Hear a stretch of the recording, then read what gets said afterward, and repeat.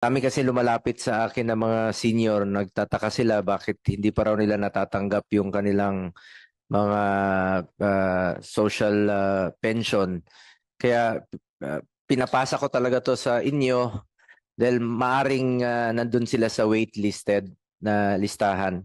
At natanong ko rin po ito sa DBCC kay Secretary Pangandaman.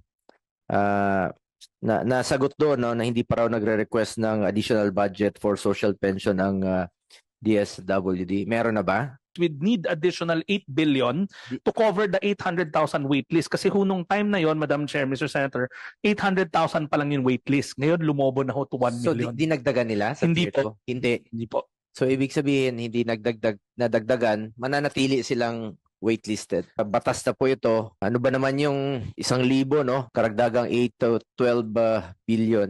Kesa naman po masayang sa ginagawang gatasan po ng ilan sa flood control. Baka pwede na pong i-reallocate dito sa social pension. Matatanda na po yun. Magamit man lang nila pambili ng pagkain at medisina.